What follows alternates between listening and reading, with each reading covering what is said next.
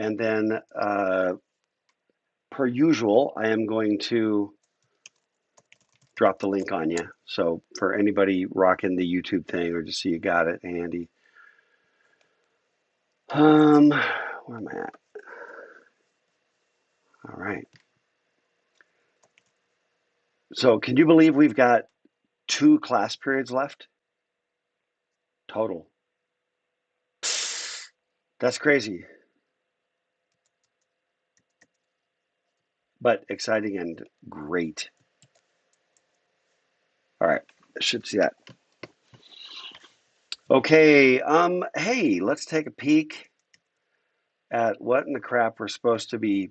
I don't even know what that means, right? Like, what does it mean? What are we supposed to be doing? Uh, we did the reading circles. Let me see. We didn't do reading circles. We didn't do it. That's not it. Let's go over here. What we're going to do right now, this is group participation because we're just going to kind of figure out what we want to do. And I only have one really strong opinion. One is I continue to be salamoed. Partially it's dig out from all the other crap, and then partially it is a bunch of other stuff on the family front, which I'm not going to broadcast to YouTube. If anybody's interested, I'm kind of an open book. But that has been a crazy distraction and time sink. But that actually was resolved yesterday, and I closed about 10,000 browser tabs in my head. So that is as much personal information as I'm going to give you, but the shirt just seemed appropriate. And this is just because it's a little chilly in my office. Um, Here's what we've got left. We started talking about, intellectual property. We did the writing workshops. We didn't do the reading circles. And I think, given just everything, I'm probably going to jettison that. Um, Even though it's a fun activity, but basically it's like what we did with the workshop, breakout sessions, except that it's kind of organized based around the books you read. Um, But what I would love to do sometime is just get some highlights where people were really excited about the book you read. You know what I mean? So rather than doing like a full reading circles, I would be interested in a sort of a share time about the books, And I myself finished rereading 1984 this semester, which was one of the books that I know some of you have picked, and there's a few others that are on the docket that I've read in the last 6 months that germane to 305G. Like, what was the one I think I showed you? So You've Been Publicly Shamed Online, that book, which was quite good. And there's a couple that are just right there on my stack, just that I'm just itching to get to, like Countdown to Zero Day. I'm super intrigued by that one. And man, so much. So what I was thinking of is sort of partial reading circles. Okay. Um, Appreciate that, Ammon. Ammon liked So You've Been Publicly Shamed. Um, so kind of a partial and informal reading circles, which we could also, and by the way, what we do, this is just going to comprise what we do today and Thursday. Okay. Um, and by the way, Thursday is my max immunity day. So Thursday, I'm going to be immortal, and I'm very excited about it. So I want to do a little bit of partial reading circle. I'd love to answer questions about employment stuff. That's kind of a follow on to the intellectual property stuff, right? We talked a little bit about employment contracts and non compete. So we did a little bit of that. But I want to just, not like I'm the font of all wisdom and knowledge. Look, rumor to the contrary, I'm probably not, but I am old, and that's objectively true. And I've been around the industry, which is also objectively true. Join I didn't join academia till I was almost 40, and And I know for you, that's like basically it's like there's an equivalence class where after 40 and dead are like, they're not the same equivalence class, but they're adjacent. And so I have been around the block, and even had, a multi-year gap in between my time at BYU and my time at UVU. Anyway, so I do, have a lot of experience in those spaces and might be some things of insight that could be valuable. And then I definitely, from a covering certain material perspective, I want to I want to talk about personal and professional ethics. We've talked a lot about just ethics in general, right, as a principle. But I want to talk about, the ACM Code of Ethics. Talk a little bit about that. Uh, and those three things are really the topics for today and Thursday.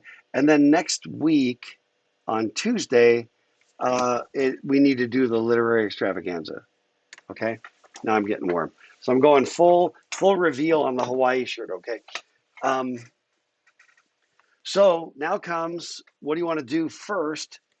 The only thing that I feel like we really need to get to from a sort of a curriculum perspective is the um, personal and professional ethics, and the ACM Code of Ethics. That's the only one that's like strictly like we got to get to that for sure. So I have some temptation to jump on that right now just to get it done, get it, I don't want to say get it out of the way in the sense of dismissing it as unimportant, because if it weren't important, I wouldn't have it here. But I don't know. Any strong opinions from anybody? And or we can do a survey, Uh, you know what the three options are again: Bookshare, employment stuff, personal and professional ethics, where I think I'm leaning toward doing the personal and professional ethics first, just so I know we kind of contain it and it's sort of done ish. I don't know, but look, give me, let's just take a second and you can kind of weigh in.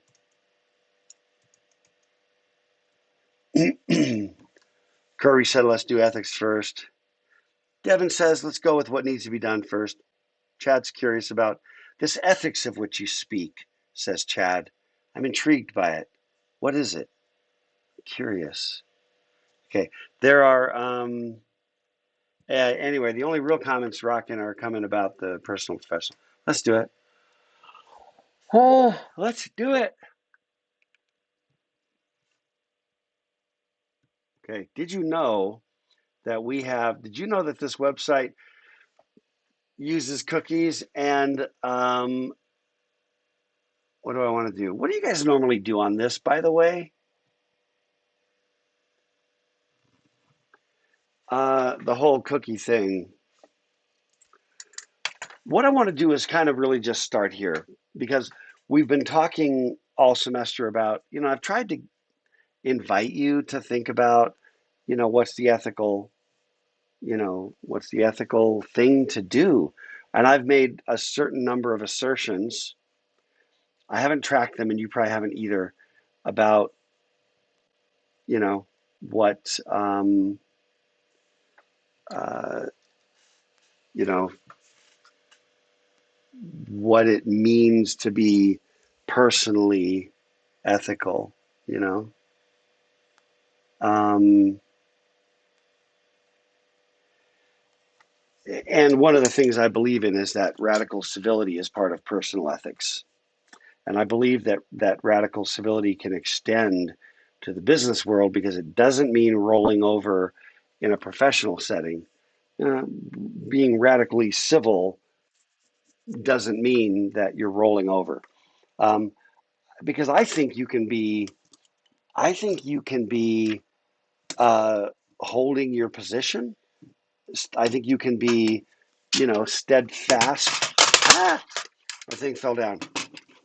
I think you can be steadfast in pursuit of what you believe to be ethically true. I need a more professional uh, holder for my little here. Check it out. Check it out. this guy right here, uh, it just helps me light up a little better. And I happen to have like push pins randomly that just happen to randomly be in a good position on my cork board, and I just hang it on the push pins. It's not even remotely a professional arrangement, or even secure. So if I was unpinning something, and that vibration caused it to fall off, so it's very insecure.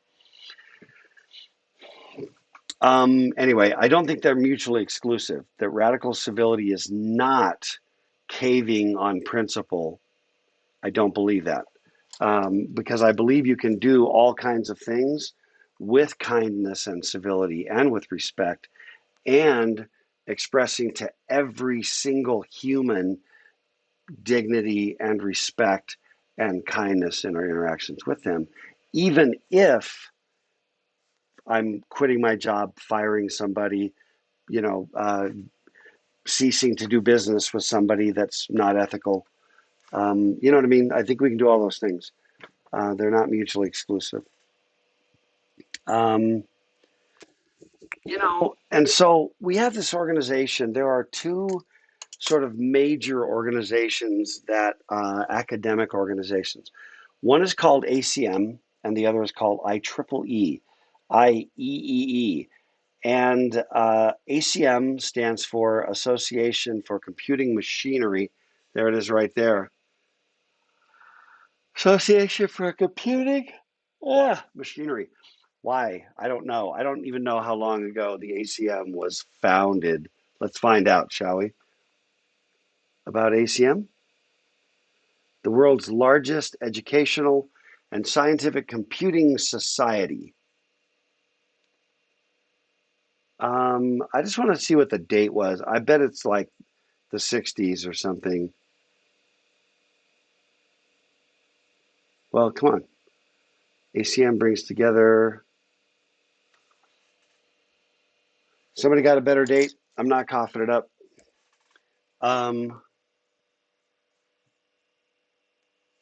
Because I would think that about ACM would be founded at the dawn of the computer age. Okay, can we not cough up a year on that?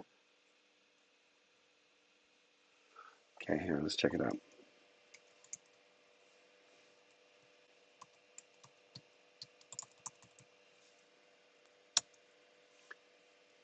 Ah, wow.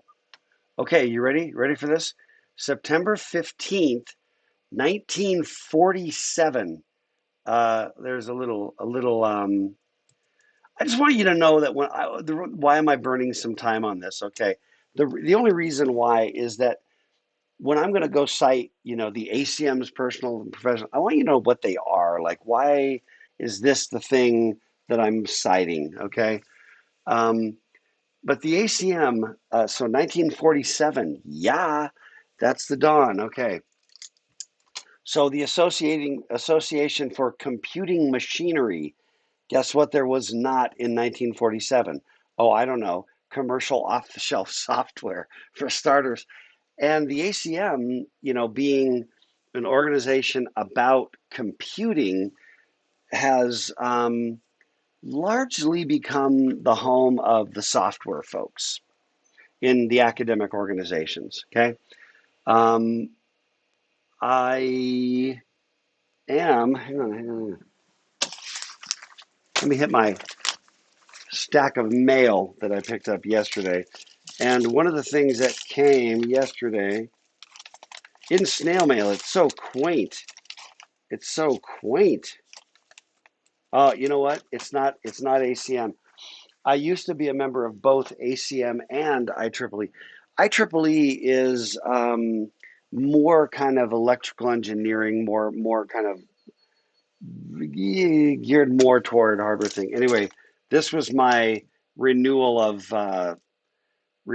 whatever for my IEEE. But I couldn't remember. I used to be a member of both IEEE and ACM. They work so well together that typically, if there's an ACM or IEEE sponsored conference or publication or whatever, then you get a discount with a membership from either one.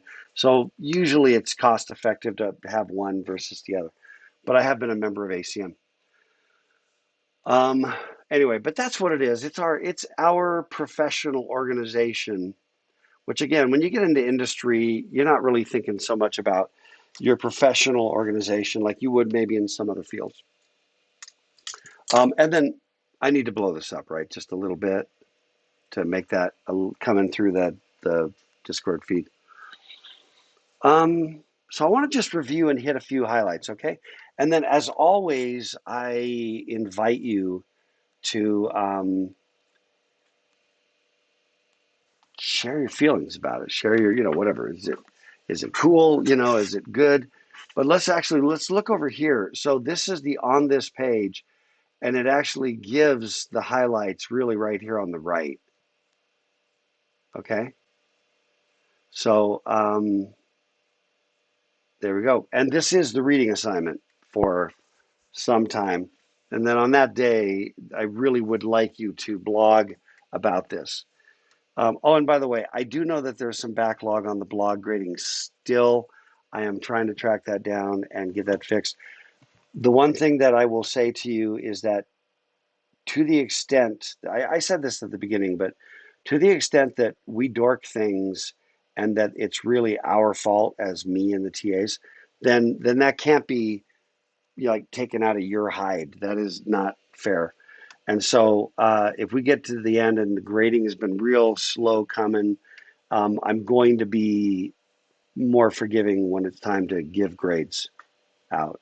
Okay. Um, and I want to just say something too, since we're already out. No, maybe I won't. I don't know. Maybe I won't. Nah, no, I'm going to go ahead and say it.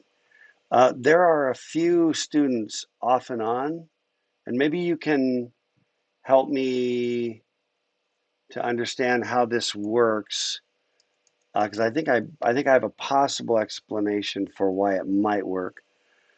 But like right now on the live stream, we have no concurrent viewers.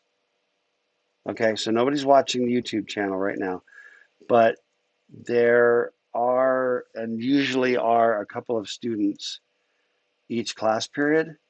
Everybody mutes, we know that, but then we can also see that some folks both mute their microphones and their headphones, which is a little bit like saying it's like really really bad attendance cheating. You know, in other words, there's one kind of attendance where you come to class like when you're in person and you fall asleep. That's a little bit of a judgment call there. But this is more like cardboard cutout for when the roll is taken. You know what I mean? And you just leave your full size cardboard cutout, in your chair. I don't know. I just think it's loss of style points. Okay, it's loss of style points. That's all I'm trying to say. Oh dear. And the best part is that if there's anybody, if by chance anybody's doing that right now, they can't hear it. They can't hear it. I'm calling them out. They can't hear it. Why? Because I can see that the headphones are muted. So, oh man, I was like, oh, I shouldn't say anything because but the funny thing is, I don't think anybody who's doing that they're either not here or they're muted, so they're not even gonna know anyway. And I don't know why that makes me laugh. I don't know why that hits my funny bone so deeply, but it does. I don't know. Okay, I'm done. Ammon, everybody has fallen asleep in an in-person class at least once. I once almost fell asleep while lecturing. So I try not to judge. Um, yeah. Actually, Alex, you say you just tested it. Can you go ahead and test it? I want to see if your mute the headphones comes. Yeah, it does.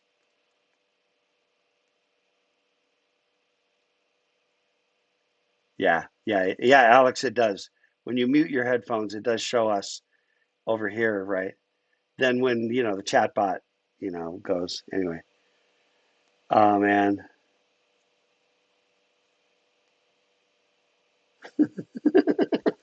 Okay, Camille, as usual, is always in competition for winning the chat, but that it's more of an accident to fall asleep in class than to click the deafen button.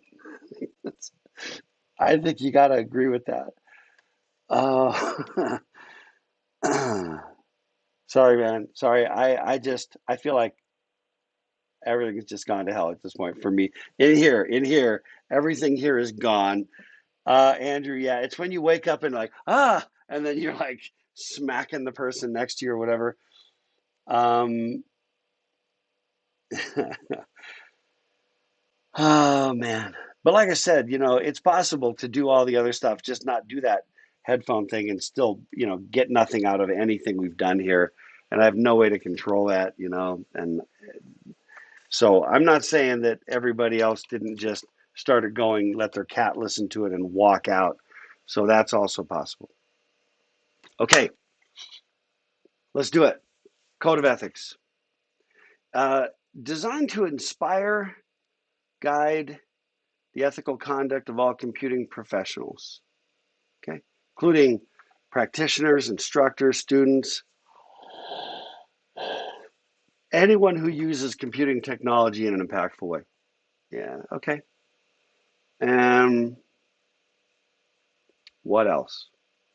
Blah, blah, blah. Okay, a computing professional should. That's an interesting word. I've been having a ongoing conversation with my most philosophical child. Um,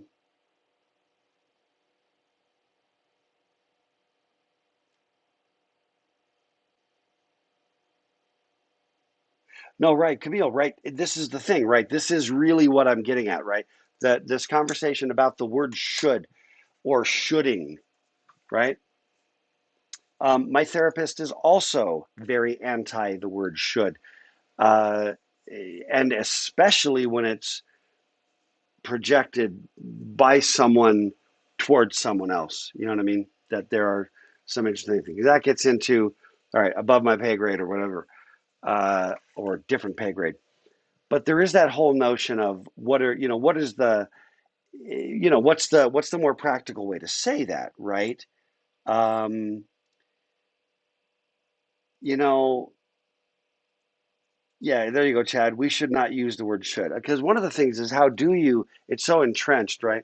Side note here, this is a side discussion, but I do think that shoulding other people is pretty, pretty non-productive. But what's the alternative? There are probably other ways of expressing concepts like it is more beneficial or it has a higher utility function or there are fewer negative consequences if I don't do this or there's a lot of ways of dealing with that anyway.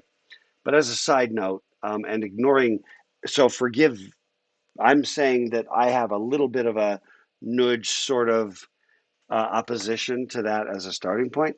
Just saying, if you're in that camp, um, yeah, I would like if they made this choice. We believe that these are choices that are going to benefit themselves individually as well as society. All true, right? That's all true. All right. So ignoring that for a second, but that did kind of like spark me because, like I said, I've been having these ongoing, very cool conversations about this, just about this word should. Um, Contribute to society and to human well being, acknowledging that all people are stakeholders in computing. That's an interesting idea. Avoid harm,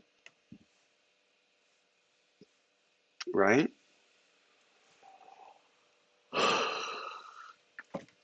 What you're looking at is, does that preclude hacking, black hat hacking where you're maybe trying to be destructive? Um, Let me see. Be honest and trustworthy. loyal, friendly, courteous, kind. Um, I like it. I like it. I mean, I think in our professional careers, we have opportunities all the time, to manifest honesty and trustworthiness, being worthy of someone's trust. That you can be a person that someone's trust can be placed in you. And I think that we have all semester been talking about really honesty. Even you remember the discussion about saying I don't know. I mean, isn't that at the end of the day a discussion first and foremost about honesty, the willingness to just not know something and be okay with that instead of fake it till you make it, trying to pretend that you're something that you're not, right? Because at the end of the day, you realize that when you're in the professional world, well, first of all, you know that in your teams, you've done group projects, right? And you might still have some group projects before you're out. You understand? Okay, here's the thing. I'm going to talk about this for a second. One of my pet peeves when I was an undergrad, and then is still a pet peeve as a professor, kind of like a pet peeve by proxy, if you will, is group projects in which somebody really leaves everybody hanging, uh, on a team project, and then whoever's most responsible has to pick up the slack. Now, I'm not talking about when things actually happen. There are health problems. There are things that happen, family crisis, things of personal nature. So I'm not saying that there are no excuses to ever fail at a project. I mean, hell, we have all failed at certain projects somewhere along the line, you know. So that's not the point. It's more like, hey, everybody, I'm really struggling, talking to the teacher, let somehow, but rather than just sort of like, what I'm trying to say, where that your group is needing to rely, on what you're doing, and then everything just goes into kind of ghost mode, and then somebody else's grade is dependent upon that, you know, and right, like Camille said, communication is key, right? That really is it. And what I guess, and I think that a lot of times, I don't know why we're embarrassed, or maybe we've just grown up with a lot of shame or something, is we would rather be quiet about it than to just, address a teacher and just say, yeah, I'm really going through some crap right now. And I know I'm going to leave my team high and dry.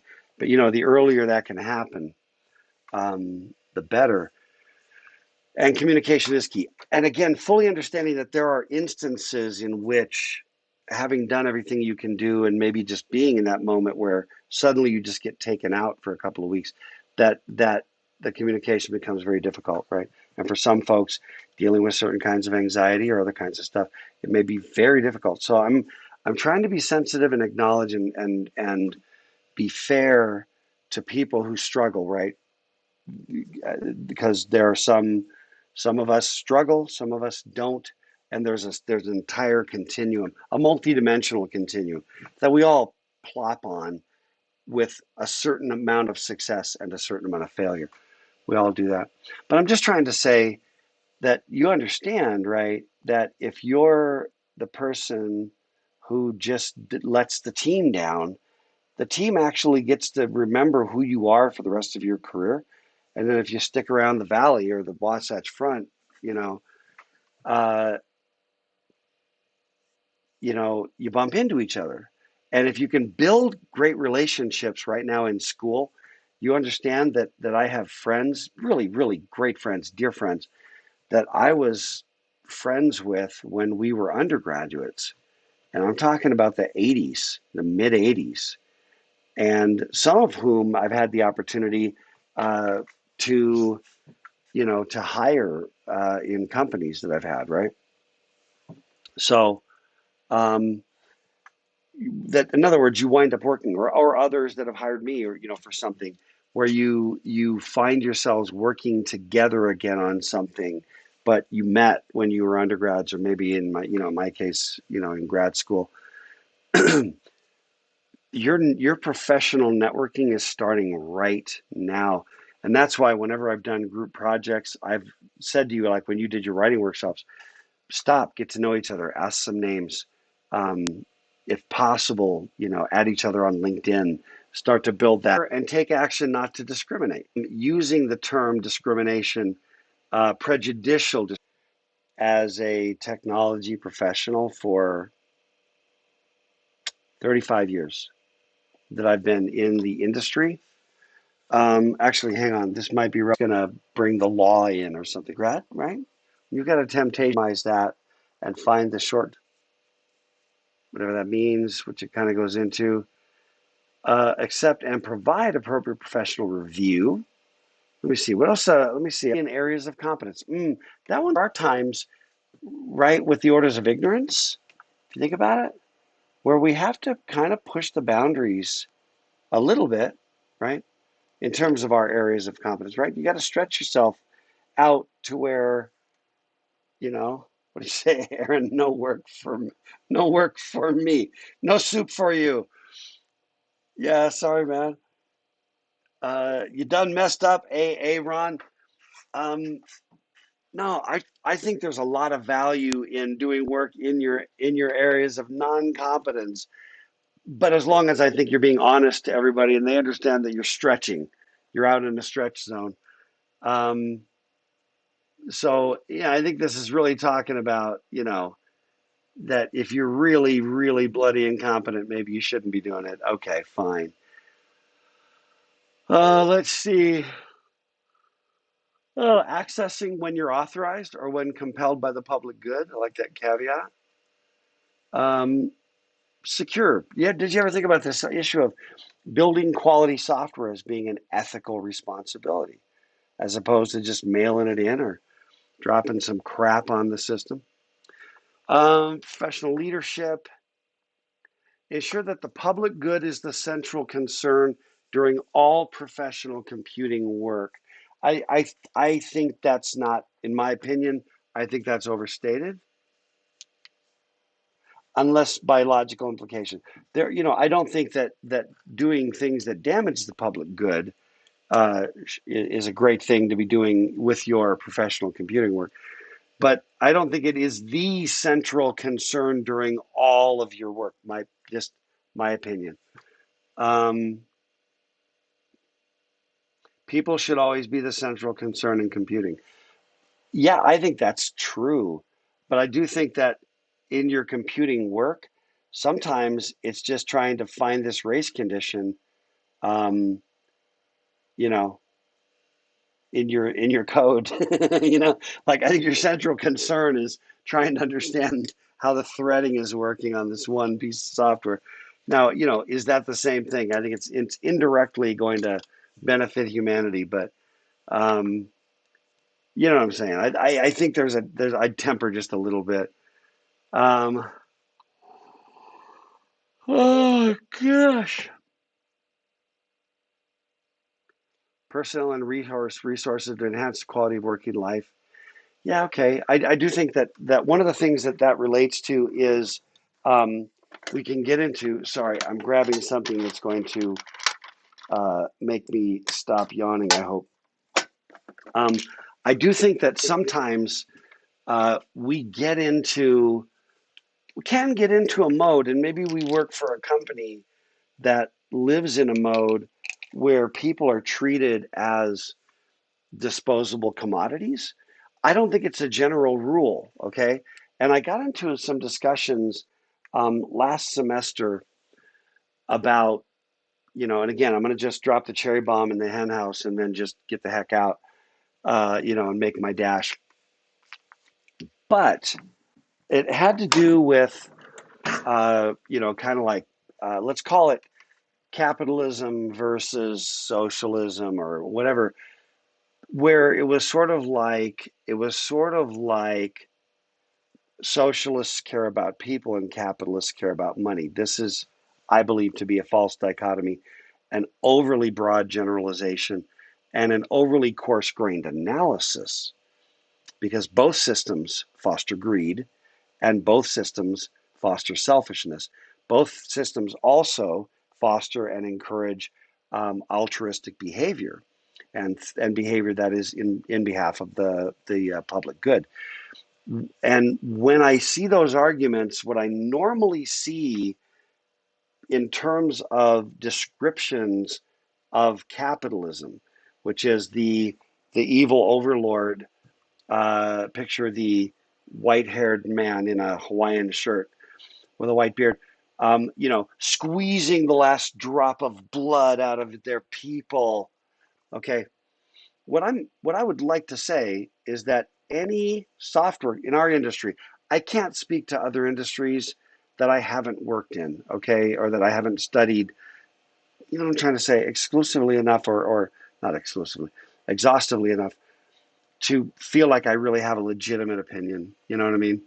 But in the software industry, in my experience, you got to freaking know that if I'm a great engineer and you treat me like that, I'm going across the street to the other company for a 20% raise. You know that. You know that.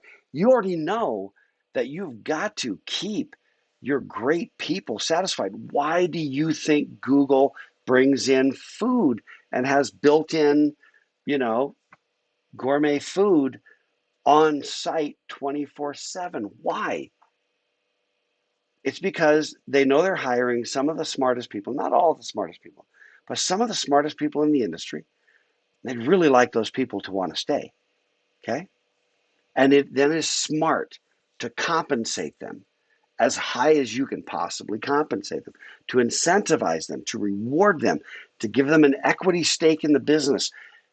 In the software industry, if you treat your people like crap, then you lose the best people. And the only people that stay working for you are the people that have no other options. Okay. Now, I'm also talking about an industry in the software industry that has, with the exception of a small period of time of about a year after the software bubble burst, in the mid digits after the software bubble burst, the internet bubble burst, right, in the early 2000s, there was a window where it felt like the industry actually sort of like retracted and then it took off again. The software industry in my career, has been expanding nonstop for the last 40 years that I have had my hands on it. So I am talking about an industry in a period of expansion where right now, by the way, you guys are stepping out with your degrees into an industry that is rewarding you at a pretty obscene average starting pay. You know what I mean? And your upside is a little bit crazy. Um, some of you, this won't be saying much, okay? And if anybody really cares, my UVU salary is a matter of public record because that's any employee at a public university or public institution like me, their UVU salary is public record. Um, but there are some of you that within a year, and maybe some of you that might take it based on what your experience is. But I think it's safe to say that there's a good chunk of you that within a year are going to be making more salary than I do with a PhD and 35 years of experience.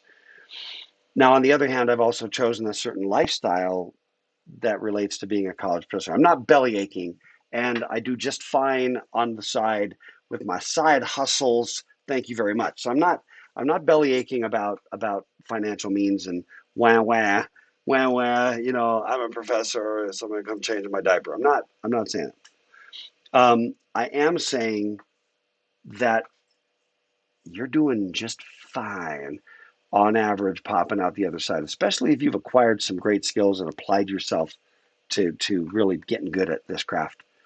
And from me to you, from Grandpa Chuck to you youngsters, I say, I'm happy for you, super happy for you, to have the ability to support your families and yourselves and loved ones. And it's incredible. It's incredible.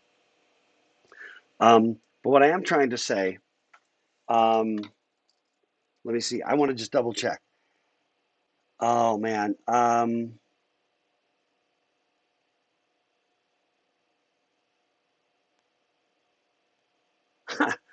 Okay, sorry. Alex, okay, Alex so far is winning the chat, okay? On based on the last thing you want to hear before going in for surgery is just so everyone knows I'm going into a stretch zone on this one. Yeah. Okay. Gabe said, that of all that he would say the software industry really seems to compete to keep people right, to keep people on board. And the way that you compete to keep people on board is by treating them with respect, with dignity, because there's no model back in the, I don't know, 60s, the cranky boss, whatever, who treats everybody like slaves. There was this thing. There really was this thing, kind of growing out of like a, I don't even know, factory mentality. I don't know, but there was a thing. That thing went away, and today, let me put it this way: when I was a hiring manager at Novell and had, I think I had 8 different groups that reported to me with different supervisors, about, I don't know, 25 to 40 people or something. Um, it was important to me that half of my people in any group, if I was the supervisor of a group or the manager of multiple groups, it was important to me that as far as I could push it, that half of my team would make more money than me. Okay. So it was an acknowledgement on my part that they were the fuel to the whole thing. It wasn't me.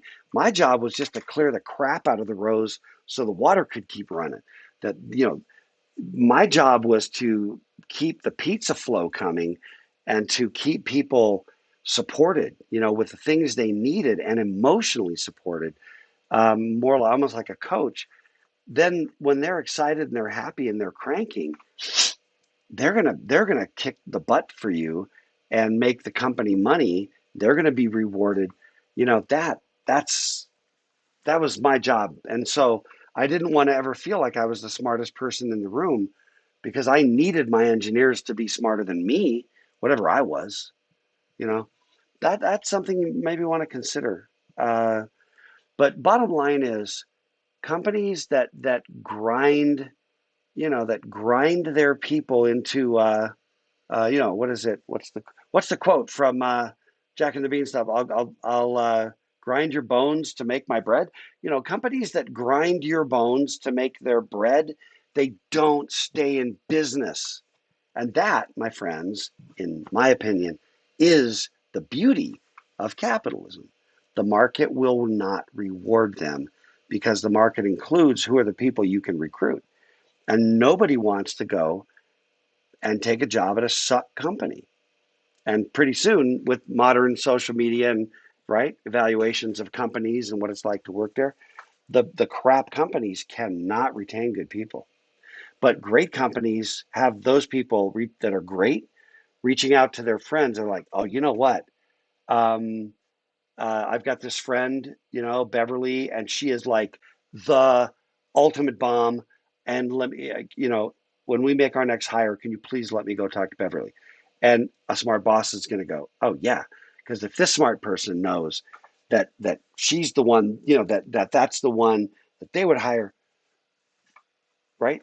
So why would an employee do that? Because they're happy being there and they're content about how they're taken care of. That's bottom line. So anyway, in my mind, the whenever I see that whole capitalism is bad in the industry, no, no, no. I think that's bullcrap. I think the market punishes companies who treat their employees like crap, and that's not good capitalism. Good capitalists. I have been a hiring manager. In my side gigs, I am a hiring manager. I am in my UVU capacity, right? Because I have TAs and things like that, right? And I'm just telling you that it's bad capitalism to treat your people like dirt because you're blowing the market on that. Okay, you're really destroying the market. Um, okay, sorry. Uh, yeah, Camille, right. If they go out to eat, they're away from their desk. Yup, yup. That's true. Gabe switched from zoology to software engineering degree. Right on, man. Um, And Devin TA said you can always combine any field with CS. Also true. Camille, dollar bills. Camille, dollars. Dollars are good because they allow you to do a lot of cool things. Wade, good salary to ask for? No clue. Very individualized. Number one thing you can do, and we're now easing into employment, right? Number one thing you can do is gain experience on your resume right now while you're an undergrad. If you finish your degree and you have no experience, you're at a huge disadvantage. Really, truly. And Camila is correct. Depends on where it is, cost of living, what the job is. Dr. K says, get that shmoney. Did I actually say that, Devin? I don't think I said that. Is that a quote from something else that I don't know the reference? I don't know. Sorry, I'm reading now. Chad, I wish you were my employee. Actually, send me your resume. I'm dead serious. I just hired an intern for my consulting company for the summer. There may be other opportunities, honestly. See, recruit time, baby. Recruiting. Um, Gabe, zoology and computers is not even a question, man. Let me see. Okay, Wade, I'm shamelessly transitioning to employment because that's where you guys went. Okay, this is where you went. Um, I'm like, I'm going with you. Um, yeah, what's the value? I'll tell you, Wade, what the value of your skills are as a the value of your skills is as a developer. How do you put a dollar value? The dollar value that you put on it is based upon what some company will pay you on an annual basis, plus benefits, plus time off, to bring those skills to their company to go help them build software. Period. And what's the best way to establish that? Go start doing something. See how good you are. See how good they want to. See how well they want to keep you. See what the next company offers you. You know, because right now, um, I have seen a number of students that I've known personally. They were good. They were damn good students. Really, I mean, good, talented. You know, skill set, and they'd gotten really good. Within a matter of a year or two, be bouncing well over $100,000 in this market, and being, not uncommon in the high, in the high five digits. Um, but it's very individual. It's very personal. The other struggle, and it's really not fair. It's seriously unfair. But again, on account of humans that we are, that there are people that sell themselves really well in interviews, right?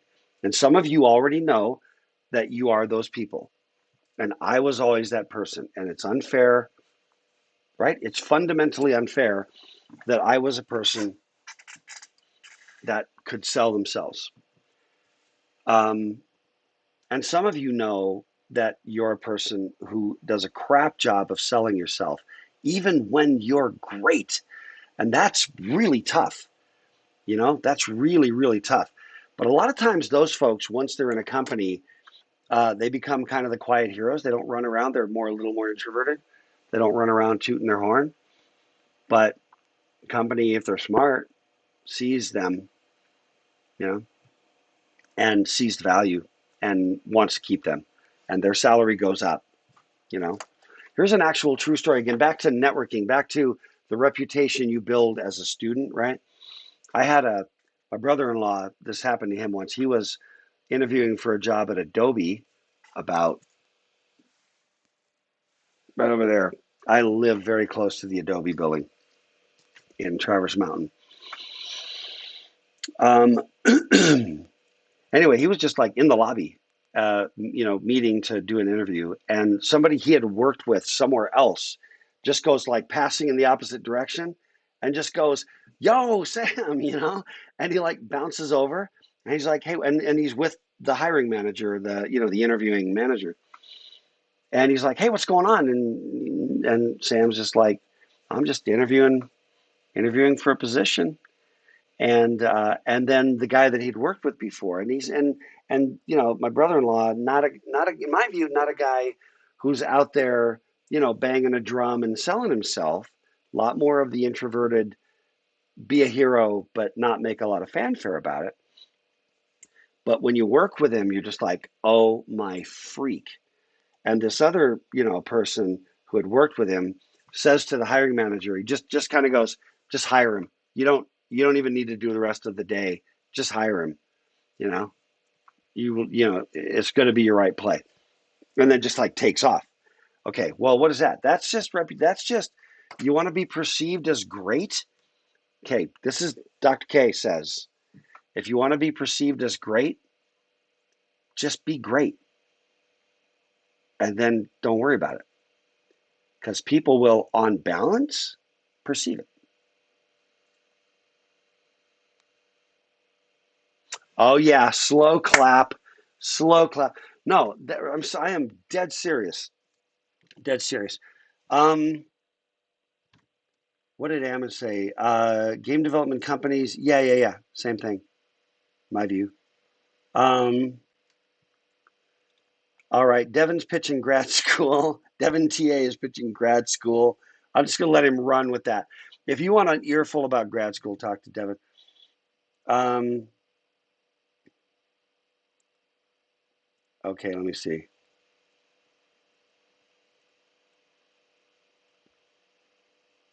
Andrew said working at game studios right now is comparable to new finance guys on Wall Street, heavily overworked and underpaid because of the competition. Yeah, I don't know. I don't know. I mean, and this is again, it's the market, right? It's supply and demand.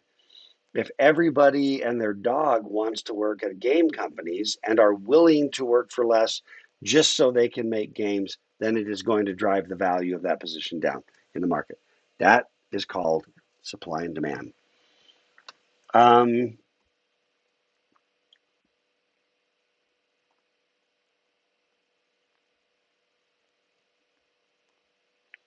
Gabe says if you know C++, then you get salary plus plus. I like that. It's clever. Whether it's true or not, I don't even know. Um, oh, even Devin's going to DM me. Nice, nice. Sorry, I'm a little behind, right? I'm a little behind. I'm 6 minutes behind on the comments. Um, all right, Josh. Josh is already gone now, but yeah. Um, yeah, Yuki did the internships. Great. I mean, really valuable. The other thing about internships, um, by the way, in the software industry, Dr. K says, in the software industry, on the Wasatch front, never take an unpaid internship. Never. That's what Dr. K says. If you say, well, would you rather have the internship? If you couldn't have a paid internship, would you recommend an unpaid internship? I'd say yes, just because the experience is so valuable for the bootstrap. But I also think that an unpaid internship in along the Wasatch Front is a false dichotomy. I think that there are, my opinion. And by the way, did I tell us? Did I tell you this? I once spent a week on campus at Notre Dame. Love that campus, by the way. Love it. Beautiful, beautiful campus. Um, there's kind of like, I don't know, South Bend. There's been no real industry there since the Studebaker factory closed up. But there's no software industry, right, in South Bend. And the students at Notre Dame do their school year, and they pretty much all go away. This is in the computer science department. I spoke in the CS department at Notre Dame, and just did a colloquium, and kind of just whatever, visiting visiting dude bro for the week. And it happened to be like the week of the BYU Notre Dame. I was on faculty at BYU. It was the week of the BYU Notre Dame football game. So, bit of a boondoggle. But um, I learned that all those students got to leave South Bend to go get an internship and then come back to school. So, like, they're in school and then they're getting an internship for the summer. Then they're back in school, repeat for 4 years because there's no local software industry. And this was a few years back. And I remember just like telling them about what it was like on the Wasatch Front, you know what I mean, along the I-15 corridor that we all live in, right? Most of you by now are working, doing something in the industry. Some are making some grandes, some of you are not, but there's a lot of you making something, building your resume, checking the box. I don't even care what it is. And by the way, if you're going to drive a forklift in a warehouse, do it in a warehouse in a software company. Okay. If you're going to drive forklift, do it at Adobe. I don't even know if Adobe has forklifts, but do you understand the spirit of what I'm trying to say? Everything about your resume should tell a story about how you're about technology. And I'm not saying don't say, don't say you play guitar. I'm not. That's not what I'm talking about. I'm talking about if you're a senior in computer science and you're working at Arby's, and there's nothing wrong with working at Arby's, okay? But if you're a senior in computer science and all of your resume to date is fast food, including right now, employers are going to wonder what's wrong with you in terms of employability and why you're not out there in this economy hustling some kind of a tech part-time job. Even being a TA with the squat pay is valuable. You get the recommendation from a professor that you impress, you know, you get it just reinforces, it just says tech job. Like, oh, you were the TA for whatever. Oh, you must be really good at that one thing then, right? All of those things just help you. Okay. Sorry, I'm gonna catch up. Um, um all right, Camille, I'm backed up to 4:58, so I'm 8 minutes behind now. Love the sharing about the job opportunities, the internships. Camille, your thing. Where to start gaining experience would most likely, would that be, could be internships, Jaden. Um, and experiences, it really is anything that says technology. Literally, I had a student who drove forklift, and I told him, get a job driving forklift in a tech company. So, or some company with the word tech in it, you know, something. And he did. And then once you know somebody in that company, I don't know what he did. He pivoted over to QA or something off the forklift once he was in. I'm just saying, if you just show that you're driving a forklift, it just kind of goes, well, are you serious about your career? Are you skirting it? Are you afraid of it? I mean, it just raises questions. Okay, sales principle. When there is confusion in the mind of the consumer, the answer is no. Okay? I didn't make that up, but you can still quote me. Okay? When there is confusion in the mind of the consumer, the answer is no. That is a classic sales truism. Well, you're selling yourself. The consumer is the hiring manager. And you need to be in a position where your resume tells a story that to the hiring manager, who is the consumer, doesn't raise, a lot of questions. So there's no confusion. If you're a senior and you've never done anything but drive a forklift and work fast food, and you're in computer science, and your university is sitting right on I-15 in the middle of Silicon Slopes, it's there's a little confusion. So in my view, you have to do whatever you can do. Take a pay drop if you need to take, and again, a lot of times just being a TA can be a thing, can really be a bootstrap to the whole thing. Just sells you that much better.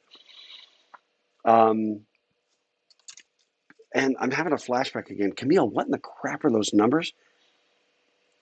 Um, More than two or 300 applications, and then wound up with 2 offers. And then you got that leverage to kind of play, and then boom. That's for full time, right, Camille? For graduating and get full time. Um, but sometimes you got to go after it because, also networking, getting to know people. Okay, can I drop another truism on you? This one's a Dr. K-ism.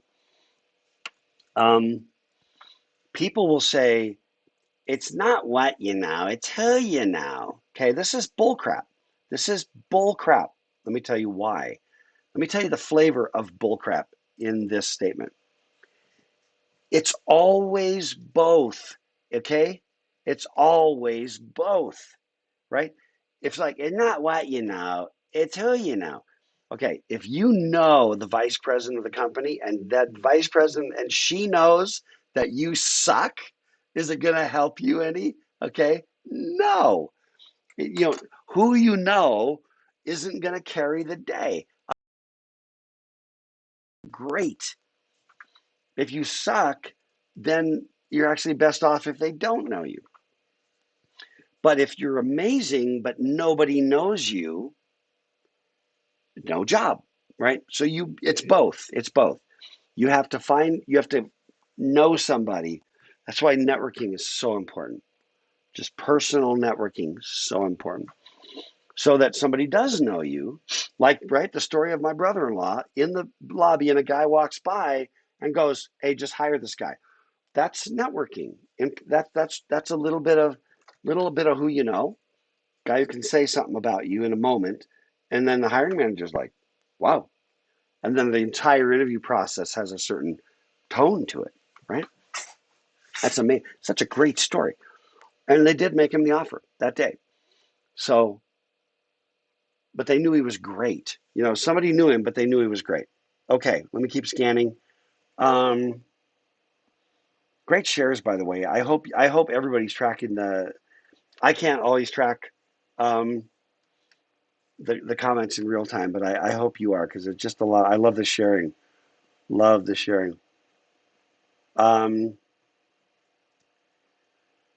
um, Let me see.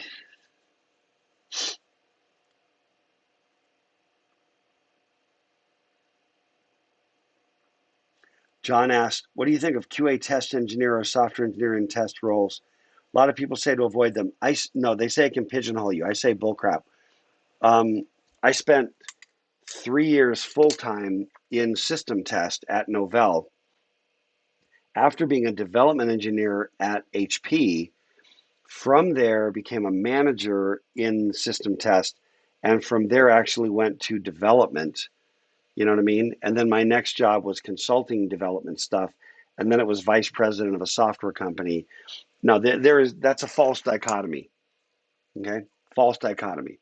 If you're good, I think that QA is a great place to start, in my opinion. And if you really do understand and let the QA thing kind of penetrate, get inside you, I think it changes how you think about software in a really, really great way. So, in my view, I think if I had my druthers, every software developer would have to spend like 6 months out of every 5 years working specifically in QA and testing, because I think it would just totally change the way that they view everything. So, John, I'm going screw the pigeonhole thing. Doesn't matter. Not a real thing. According to gospel, according to Chuck. And as we've already established very clearly, Chuck can be wrong. And I might be wrong about that one thing. It might be the one thing that I'm wrong about. Um, Let me see. Sorry, I'm just scanning now. I'm only 3 minutes behind. Um, Let me see. Great comments. I'm looking for any just highlights that pivot. There's too many to read them all. Um, okay, yeah. So Alex said, my dad works at a tech company in Draper. I wrote a script for him to use at work one time, and his boss goes, "Huh? When does he graduate?" Right, right. Do something like that. I'll probably leverage that. Sure, I would. I would. um, all right, I'm actually caught up. Let me see.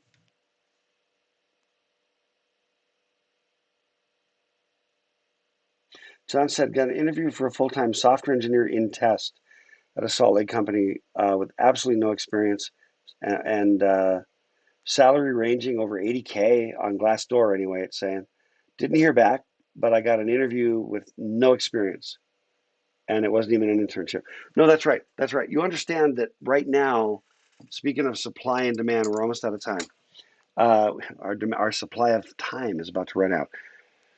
Supply and demand. The software industry is so hot still, and I believe it's been kind of sort of COVID recession proof.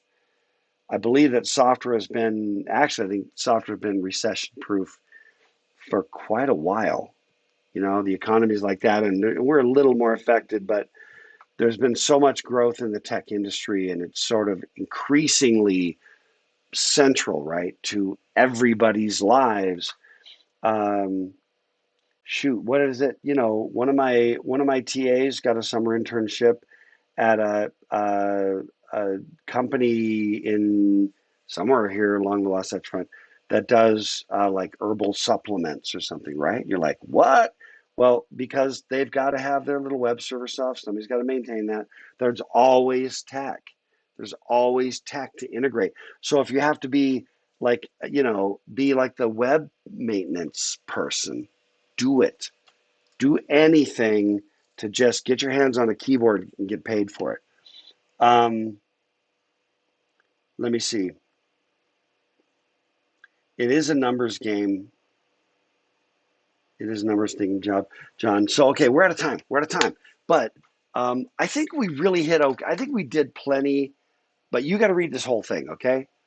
Um, and it gets a little bit more. Respect the principles.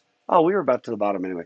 So we actually did okay, honestly, getting through the personal and professional ethics and And we talked quite a bit about employment, which was great, and a tiny bit about the books that you read. So let's do this. What I'd like to do is on Thursday, let's talk about let's talk some more about employment. Okay, bring me your best questions about employment stuff. I'll do my best to try to guide a little bit. But I want to talk about the books you read. Get off onto some of that, and I think we're good with personal and professional ethics. And then the key is you got to have your literary extravaganzas to me this weekend so I can build those. And then this is really important, but if you, when you submit your literary extravaganza, um, you got to tell me if you would rather that I not share it publicly because it'll go out on YouTube, okay? And I will respect that. I also remove all last names. So when I do share something, it's all attribution to first names, or frankly, just code names if you'd rather have that. So just keep that in mind. But I got to have those so we can do that on Tuesday. That's usually a bit of fun to see what everybody has produced. Okay. All right. That's all I got for now. Um, oh, wait. Camille just said, sorry, I'm going to just, if you got to go, you got to go. It's fine. And Devin, you can run the cancel bot. Um, Nice. So Camille just said, if you get a lot of next day generic rejection emails, rework your resume. I did that and got interviews at places that had previously rejected me. Most of the tech companies have resume filters in place that are checking for keywords. Okay. Good news, bad news, I think, right? But that's really interesting. And something I didn't know anything about, Camille. So thank you again for the sharing. Thank you. Love you all. Rock the end of your semester, please. I beg you, be successful. Nail it. Nail the end of your semester and succeed. Succeed, I say.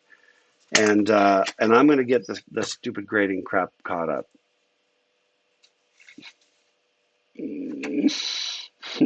Huh, Devin? Huh? We're gonna fix this thing. We're gonna get it, and we'll treat everybody fairly in the end. This is my promise, my word of honor to you. All right. Later, everybody. retire the schedule back where it came from.